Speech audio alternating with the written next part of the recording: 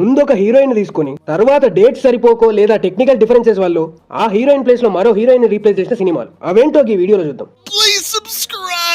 గుంటూరు కారం ఈ సినిమాలో ఫస్ట్ పూజా హెగ్డేని తీసుకొని సగం షూటింగ్ కంప్లీట్ అయినాక ఏమైందో ఏమో కొన్ని అనివార్య కారణాల వల్ల పూజా హెగ్డేని తీసేసి ఆ ప్లేస్ లో శ్రీలీలను రీప్లేస్ చేశారు.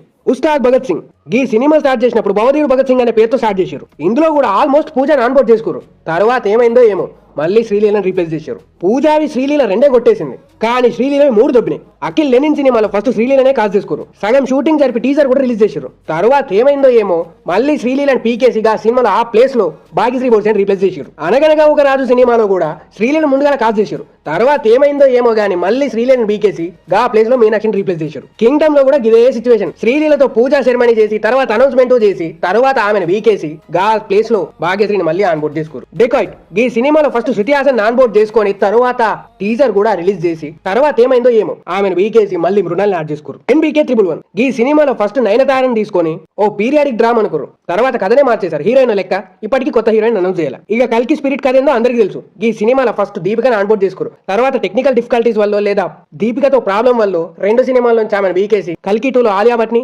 స్పిరిట్ లో ట్రిప్టీ డిమిరీని ఆన్బోర్డ్ చేసుకోరు. గివి హీరోయిన్ రీప్లేస్డ్ మూవీస్. మీకు ఏదైనా తెలిస్తే కింద కామెంట్ చేయండి.